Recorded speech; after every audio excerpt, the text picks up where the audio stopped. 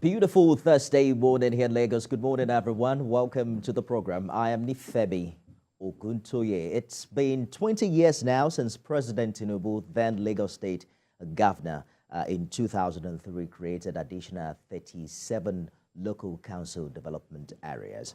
The reason for this step, according to him, was to fast-track development and growth at the grassroots level. And over the years, we've seen many states also follow the Lagos example with the creation of their own LCDAs. Whether they have the money to run it or not is another, conversation entirely. An LCDA, as we know it, is considered an administrative unit created by state governments to pursue state-specific development agenda and as well as administrative convenience. So let's talk about 20 years of LCDAs in Lagos. And I'm joined in the studio by someone who should know. He's Right Honorable Waheed Jokotola Pelumi.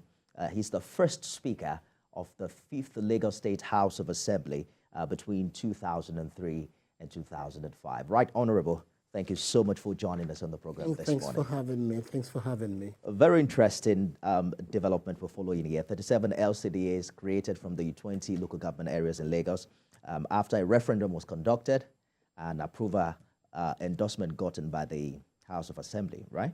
Yeah. You were Speaker of the House that year. Talk to us about what happened then and what you think informed that unprecedented decision. Well, creation exercise of the LCDAs and 37 LCDAs from the existing 20.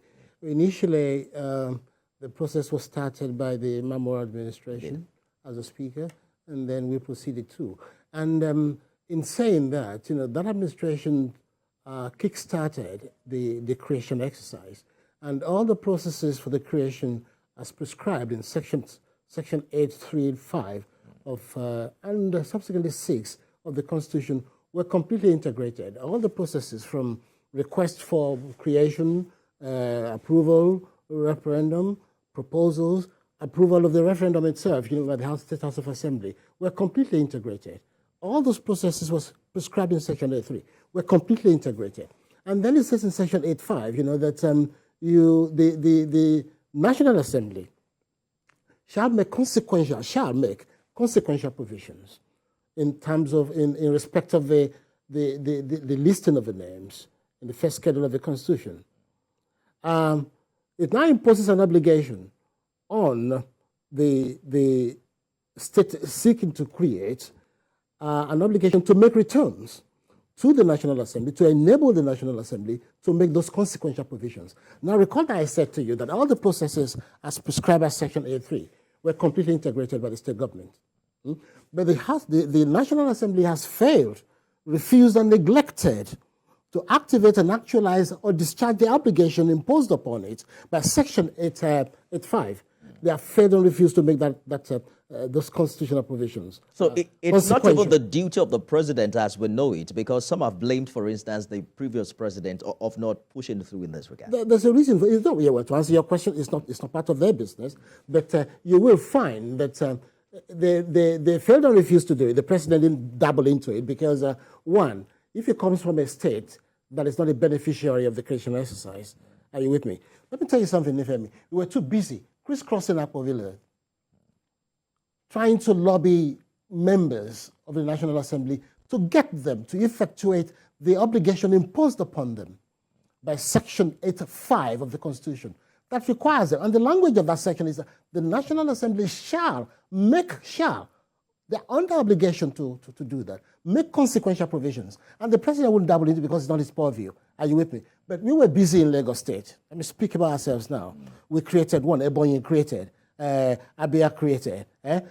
So we were trying to get them to do that, which the Constitution required them to do. But they failed to do it because, one, they didn't benefit. If you go to an assembly, a senator or a House of Reps representative from Kano State or from Jigawa State, they didn't create one. So they would not be interested in doing your bidding. It's an obligation. I said, look, the Constitution requires you to do that. So we had to do that individually to get at least a good number of people of members of the National Assembly to buy into that idea. The But can you numbers- blame them really? You can't blame them because they're not interested because the states didn't. I get your point. The number of states, that have done this are coming up, particularly in the Southwest. Okay. We probably will see. We'll talk more about the national implication shortly. But let's get back to Lagos because it became very contentious when this happened in 2003. I think it was in 2003, it eventually gets to the Supreme Court. Yeah. And there was this challenge between the former president there and the Lagos State governor. What do you think happened there? What do I think happened, or what do I know that happened? Oh, exactly. What do you know happened? There's so many issues there, but they're very subtle things. Now, it's lack of political will. We needed to deepen our politics at the time in Lagos State, which we did, but the federal government, they were at their throat, and it was a case of, oh no, you can't have it all your way. You don't do things my way, then I'm going to meet you somewhere down the road. Make sure that I put stumbling blocks in your way to make sure that you don't succeed. That's all there is, not to find a point on it. And we did strive, even personally. I took some of my colleagues with me at the time, to go and meet with the president. President. You did? Oh yeah, we took Rotimi Amechi, last Minister for Transportation. He was Speaker then of the Rivers House Assembly. I took Titi Oseni, Ogun State. I took Ogoshi, Nasarawa State. I took Victor Labinto of Ondo State. I took, who else? About 6 of us to accompany me.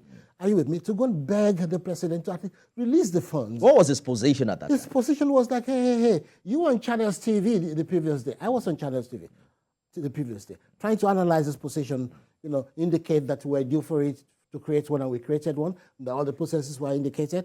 And we thought, you're hanging on to these funds, let me go and beg him. My governor at the time, God bless him wherever he is now, he's the president of the country now, said, Joko, don't go to him. And I took the risk and I went to him, taking 6 of my friends at the time for support and solidarity. You know what he said?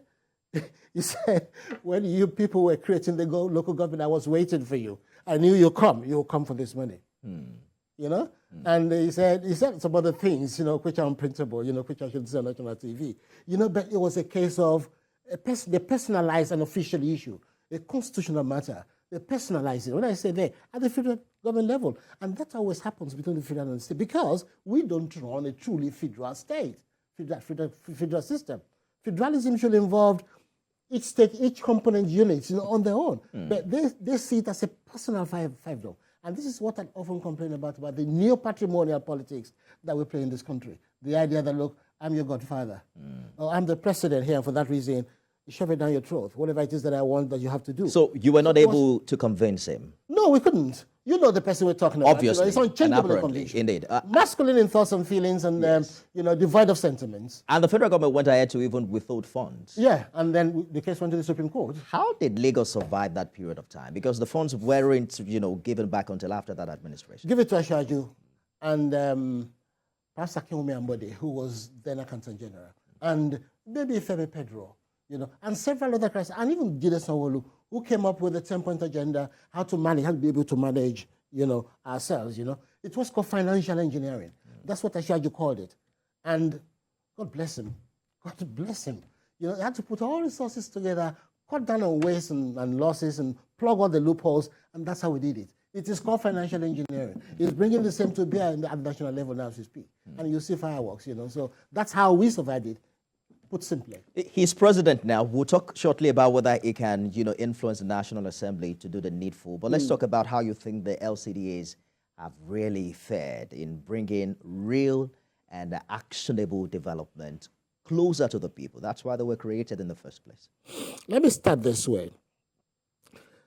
Our constitution share this tradition of free administration. And free administration is predicated upon the principle of subsidiary principle. Now, this principle states that that government responsibilities and functions should be undertaken at the local level, where they have the capacity to relate, and where they are the best level of government, to take care of it because they're closer to the people, and they give them the resources and the resources and the authority to be able to do that. Now, to perform it effectively, and in order for them to perform it, they are not given general competencies as of right, as part of the inalienable rights, inalienable part of their autonomy. They are given that right. And that right, I must tell you, is not a creation of the statute. It is a creation of the Constitution. So it is guaranteed by that. Yes. Now, that autonomy is now compromised. Why is it compromised? There's so many other issues, but we'll come to that, you know. But to get back to your question, they are the ones recognized to be the closest to the community to be able to generate all and any services that will impact positively upon their constituents. That right, at the risk of repeating myself, is guaranteed not by statutes, but by the Constitution. So if for any reason for over 20 years you don't feel, like you said, you know, in the course of this, that the responsibility, the existence in 20 years, you know, the opinions are divided over it, you know, then it's for a reason. And it's for these reasons that those rights that were guaranteed, not by statute but by Constitution, were not easily granted them, as to leave them enough room to perform the functions prescribed for them by the Constitution. Those functions of establishment, maintenance, and generation of slaughter slabs and advertisements and radio and TV and blah, blah, blah. Those were traditional functions prescribed by the Constitution for the local governments. But you find that most state governments, you know, have turned the local governments into mere administrative. And the reason for that is the Constitution recognizes a three-tier system. We'd like to think so, but it's not so in real terms. You find the Constitution created a chapter for the executive. It's created a chapter for the judiciary. It now failed to create a chapter for the local government. It now substitutes the life and times of the local government underneath the purview of the state government. So that gives them the leverage to tinker with them whimsically. So, and by the time the matter got to the Supreme Court, if I may come back to your question, the Supreme Court said that those local governments were properly created, but that they are inchoate. That's the language of the Constitution, of that judgment of the Supreme Court. Inchoate in the sense that they were not, the creation essence was not completed. We said no. But okay, even at that, release the funds. They failed too. Eh? The reason the Supreme Court said that was the provisions, the obligations required by the National Assembly to be undertaken by the National Assembly, listing them in Part 1, Schedule 3 and 4 of the Constitution to make consequential provisions. That is what they have failed and refused to do. To make them do that work, the state government went further to fulfill its own obligations under Section 8, Subsection 6, which requires it to make returns to the National Assembly to enable the National Assembly to make those consequential provisions. That hasn't happened. Now, how will the president handle it now that he is the president? Your question. So if local government areas themselves do not have autonomy, you can tell that local councils are mere appendages of the state government. So can we blame state governors for the level of failure, you know, or otherwise of these councils? Failure? I won't tag along with you because the challenges, if you ask people, they talk about poor leadership, they talk about inadequate funding, you know, misappropriation of funds, even at that level. A number of factors militate against the good performance of the local governments. Corruption is number one. I agree with you. Number two, dearth of personnel, lack of infrastructures. Odemelo, as three. Then the contention about the status of the local government. We've spoken about that, yes. You know, maybe not to a great length.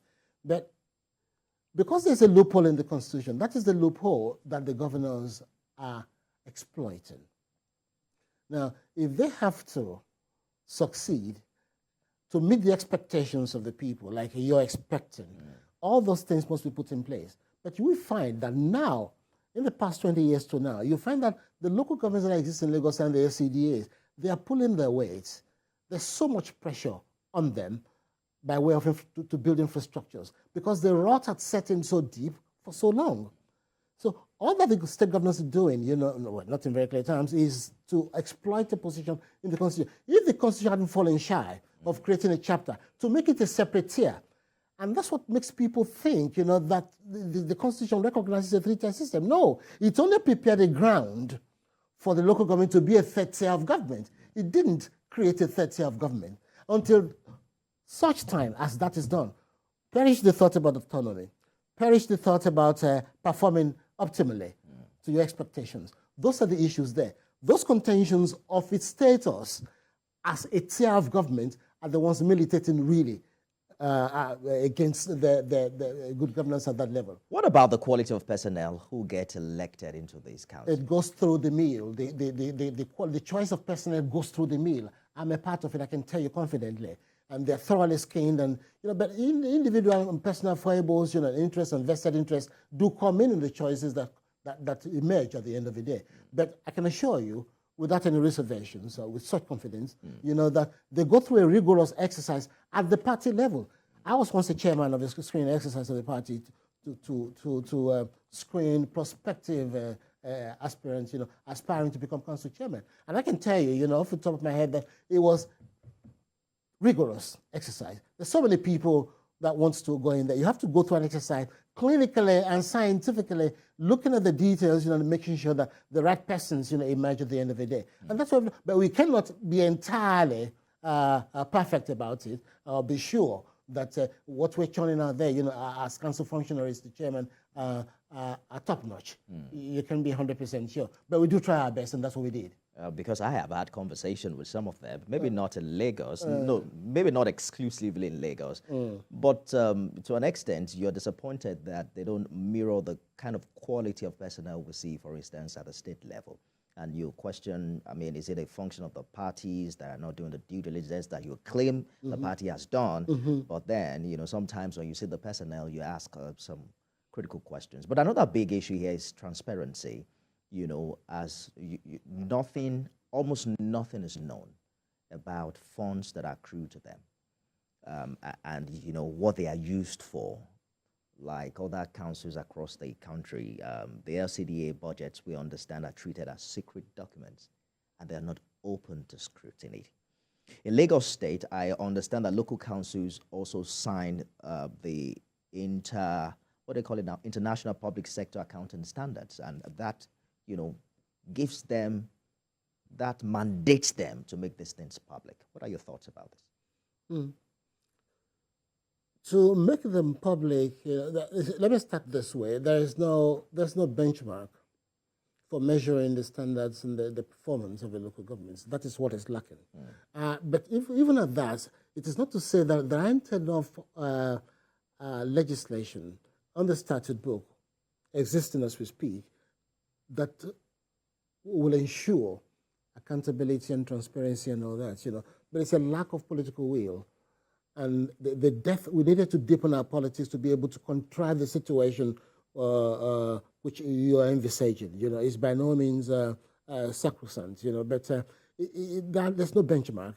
And if there's a benchmark, the existing laws and regulations are enough. Some of them still sitting in the statute book and the local government administration law that ensures that position. But it's a lack of political will and the death of politics and the wherewithal to make it happen, to implement those templates.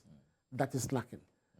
That's a short answer for you. You're immediately off the top of my head. But if you're looking for a comprehensive detail about, say, the accounting standards, the stipulations or the requirements of the accounting standards organization, which Nigeria is a signatory to, you're on a sticky wicket. Absolutely. You're on a sticky wicket. So let's talk about what you think governors have to lose, for not supporting autonomy for local government areas. Oh, so many things. Some personal, some official. Let's not be too fine about it. If the Constitution fails to grant them the autonomy which they require, some people erroneously think that the Constitution has granted them. No, it's not right. All the Constitution did is to prepare the ground for local government as a tier of government to be given autonomy. And so long as that loophole exists, state governments will always be, local governments will always be at the mercy of the state government. So the recommendations are, that you go back, one, to the reforms. When we come to that, we'll do that. And those reforms in the past actually suggested, made one or two suggestions, like making local governments, the creation and the performance and the organization and the structure to be a residual matter. How do you mean? Residual in the sense that it is residual to both federal and government, and federal government, the state government and the federal government, exclusive from the authority and the whimsical interference of the federal government or the state government, to be on their own. So it has to be a residual matter in the Constitution. If it is residual, then it becomes easier for the Constitution to make it a third-tier government. And once that happens, they gain their autonomy, and all these issues that we're peddling, that we're complaining about, wouldn't happen. And these are all matters before the National Assembly. It has been before the National Assembly since donkey years. Since I've been having hot dinners. So if your previous analysis about the interest of the North and the other parts of the country and how vested they are, do you think this can fly under this administration? It still wouldn't fly. And I don't want to be too pessimistic here and be too negative, in the sense that not all the states in the Federation, take out the ones that have created local governments already and now converted them to the local council development areas. They have not had the opportunity nor the wherewithal to create local government. Maybe they don't need it. Until such time as they say, okay, everybody go and create local governments, like Babangida Abacha did in the past. It is only then that will pick interest in it. We tried in Lagos State. My governor tried, the current president, he tried. We tried our best at the level of Conference of Speakers. We tried our best individually as a state House of Assembly to lobby the National Assembly. They wouldn't touch you with the power of vote because their interest is not there. The states have not created. So if you don't belong in Ebonyi State or Ogun State or Lagos State that have created, they don't feel too impelled to exert themselves unduly in doing those things that only marginally affects their welfare. And that's what is going on. If it doesn't affect my welfare, why should I bother? So it's a natural thing, and it comes to them in a way that's natural. They can't stop being human, so we can't blame them too much. The current president appreciates that, knows that position, but we never know. We keep our fingers crossed and hope it doesn't get stiff in the process. So what's the implication of not having this national recognition? Because for the southwestern states who have followed suit, it's still the same money they are sharing, right? And then when you are not even sure that these development areas are working at maximum capacity, how much impact are they, how much value do you think they are bringing under this condition? How much value the LCDAs are bringing to? They are doing the best. Let me take it from here, from the sharing of funds. Your Section 162 of the Constitution necessarily requires the National Assembly to distribute all funds that stand to the credit of the state belonging to local governments to the states. Watch the language. Shall prescribe, to distribute. In Section 162.8, it says all funds that stand to the credit of local governments shall, to allocate is the first one, to distribute to the local governments in a manner prescribed by the State House of Assembly. When they allocate to the state distributes in a manner prescribed by the State House of Assembly. They distribute to the requisite number of local governments in their local governments, not in the one created by the federal government. That becomes the problem. So if you're saying 20 local governments, okay, Lagos State is one of them. The Constitution had said distribute to the state by the National Assembly, by the House of Assembly, shall distribute, or prescribe the manner to distribute to the requisite local government. Now tell me, what has that got to do with the federal government? So they can distribute, if they have 20 LCDs or they want to distribute into 20, give us money for 20 in respect of 20, which is one for Lagos State, and then we can distribute in the number of places that we have local governments in. That's what's going on. But development-wise, there have been so many issues, at the risk of repeating ourselves, and militating against the optimal performance of those LCDAs, and the reasons are not far-fetched. But without preempting you, I hope we'll still get to the issues of reforms and stuff. We'll then we can take it from there.